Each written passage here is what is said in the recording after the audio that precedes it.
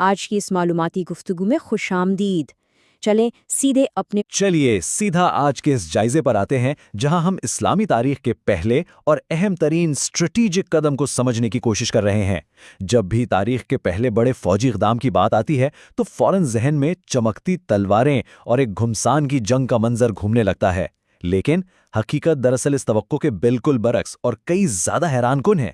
آئیے دیکھتے ہیں کہ آخر یہ پہلا اور فیصلہ کن قدم تھا کیا؟ کیا واقعی اسلام کی پہلی منظم مہم ایک خون ریز جنگ تھی؟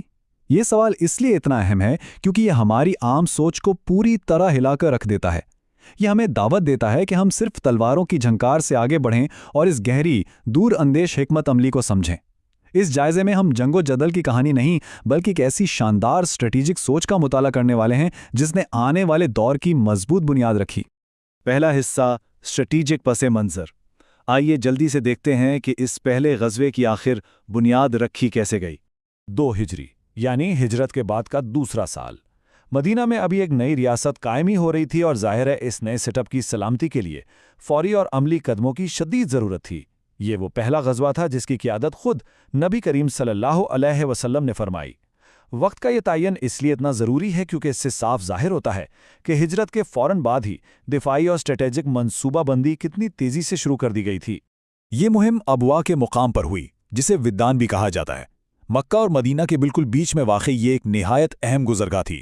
اب سوال یہ ہے کہ اس راستے کی آخر اتنی اہمیت کیا تھی؟ اصل میں کوئی بھی ریاست اپنے تجارتی اور دفاعی راستوں کو محفوظ بنائے بغیر آگے نہیں بڑھ سکتی۔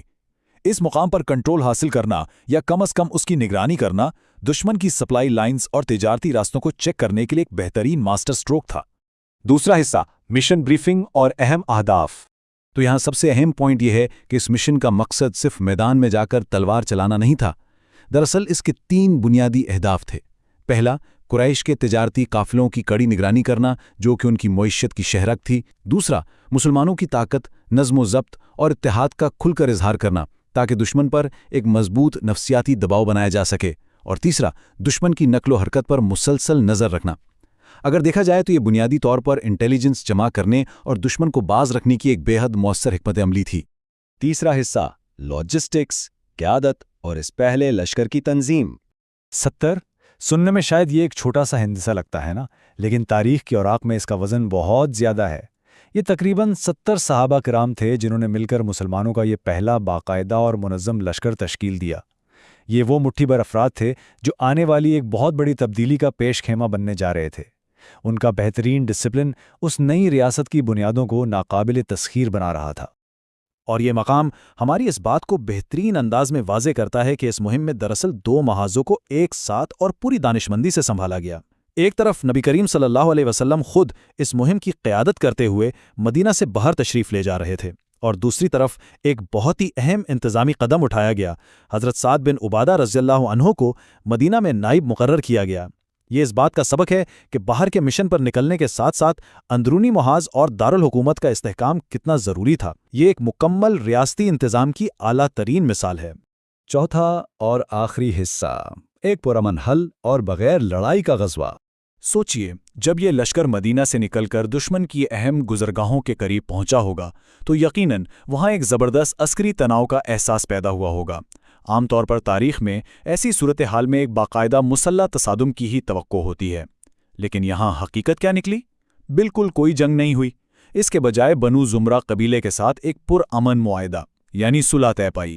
یہ ایک ایسی بہت بڑی جنگ تھی جو تلوار نکالے بغیر جیت لی گئی۔ یہ ڈپلومیسی کا ایک ایسا ماسٹر کلاس تھا جس نے خون کا ایک قطرہ بہائے بغیر اپنے تمام اسٹریٹجک مقاصد پورے کر لیے۔ اب ذرا اس واقعے کے مجموعی اثرات پر غور کرتے ہیں۔ غزوہ ودان صرف ایک ابتدائی اور بغیر لڑائی کا غزوہ نہیں تھا، بلکہ اس نے اپنی بہترین سفارتکاری اور مضبوط حکمت عملی کے ذریعے مستقبل کی عظیم و شان اسلامی فتوحات کی بنیاد رکھی۔ یہ واقعہ ہمیں یہ سکھاتا ہے کہ بعض اوقات طاقت کا درست اظہار اور مؤثر سفارتکاری مل کر ایک ایسا پرامن راستہ بناتے ہیں جو آنے والے وقت کی کامیابیوں کے لیے سب سے مضبوط اور پائیدار بنیاد ثابت ہوتا ہے۔ اس سے پہلے کہ ہم آج کا یہ جائزہ مکمل کریں، ذرا اس دلچسپ سوال پر غور کرتے ہیں۔ تاریخ کا رخ کیا ہوتا اگر یہ پہلا اور بنیادی قدم سفارتکاری کے بجائے صرف تصادم اور خون ریزی پر مبنی ہوتا؟ ایک نوزائیدہ ریاست اگر اپنے پہلے ہی قدم پر ایک لا حاصل جنگ میں الجھ جاتی تو اس کے نتیجے کتنے سنگین ہو سکتے تھے۔ اس پرامن اور حکمت عملی سے بھرپور آغاز کی تاریخی اہمیت کو سمجھنا واقعی حیرت انگیز ہے، اور اسی اہم سوال کے ساتھ ہم اس جائزے کو یہیں روکتے ہیں۔ اس شاندار تاریخی حکمت عملی پر ضرور سوچیے گا۔